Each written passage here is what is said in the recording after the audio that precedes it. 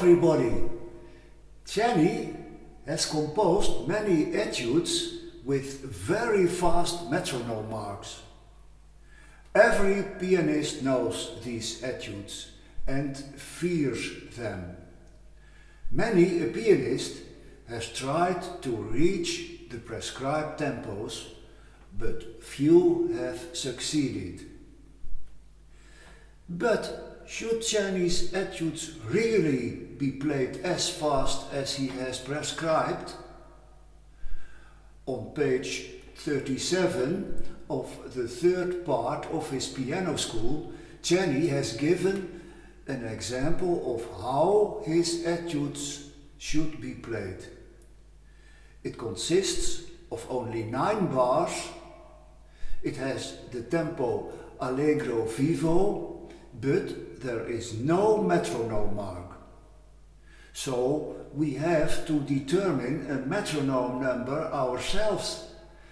The quarter note is 120, seems a good tempo to me. Most pianists who have not thoroughly studied Czerny's piano school, and there are many, will think that these measures should be played at the same tempo, one after the other, just as they always do in etudes.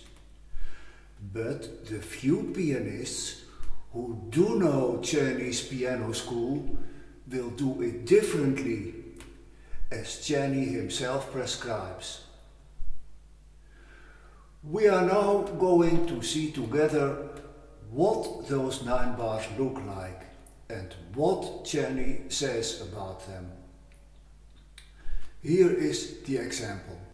You see, it looks like a part of an etude, and I think Czerny intended it that way.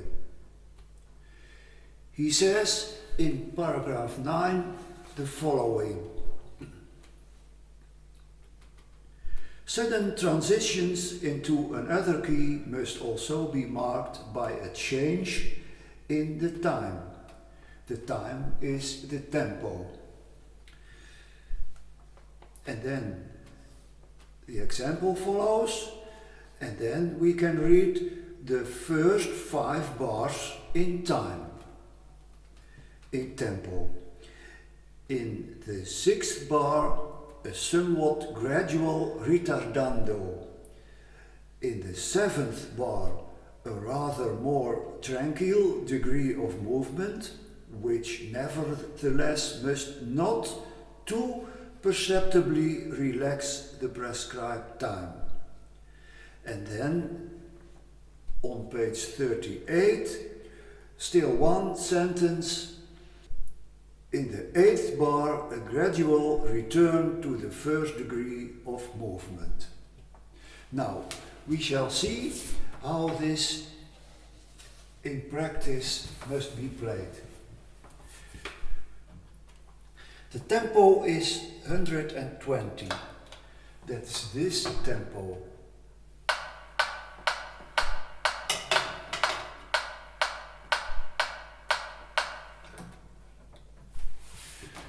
I play the first 2 bars.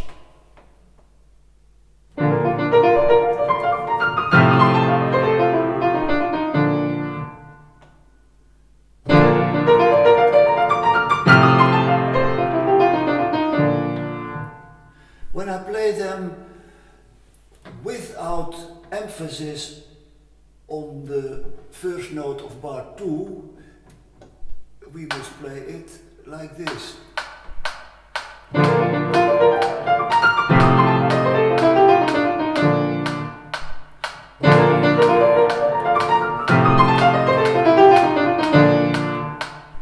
But now, with emphasis on the first note, you can hear that this first note of bar 2 comes a little too late.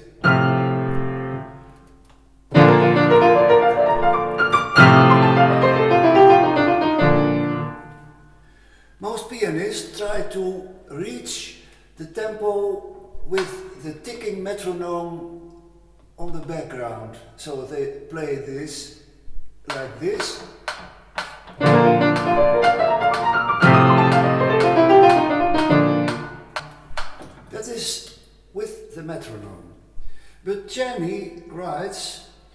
in bar 2 sforzando, so we have to make an emphasis on the first note of bar 2, and that sounds like this.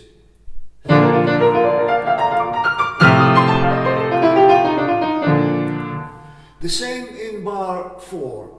Here also a sforzando on the first note of bar 4. So now I play the first 4 bars.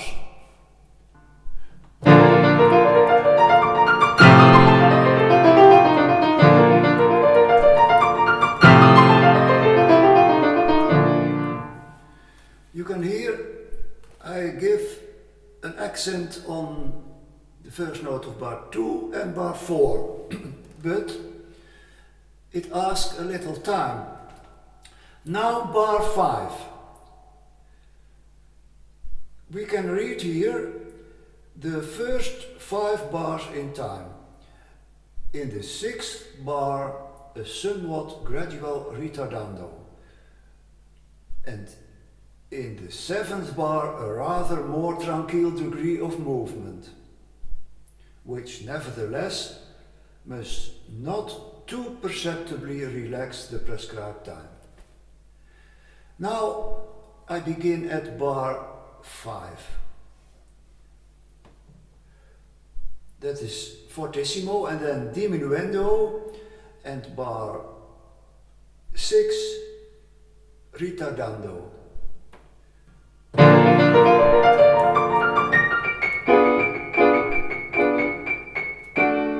That is bar 7. In bar 7, a rather more tranquil degree of movement. That is bar 8. In bar 8, a gradual return to the first degree of movement.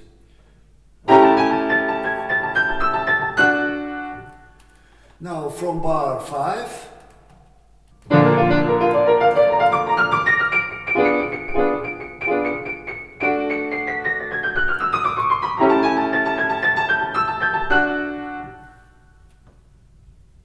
and now the whole piece.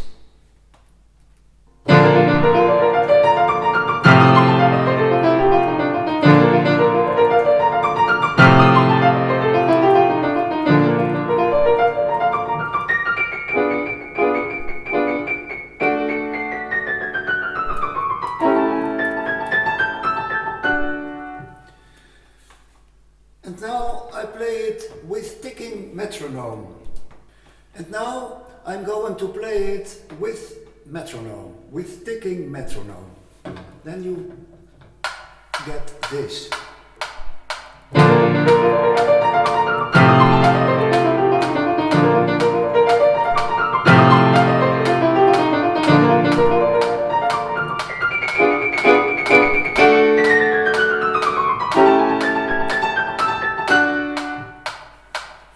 It is with metronome.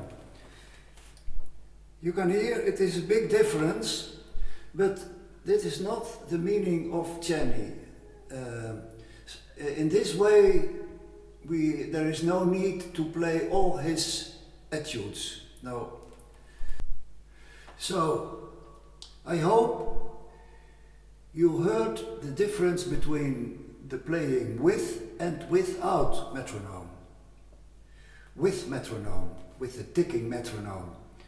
It is not how Czerny has prescribed it.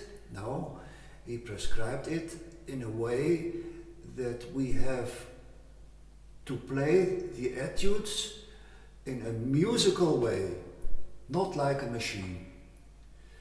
Etudes are also music, real music.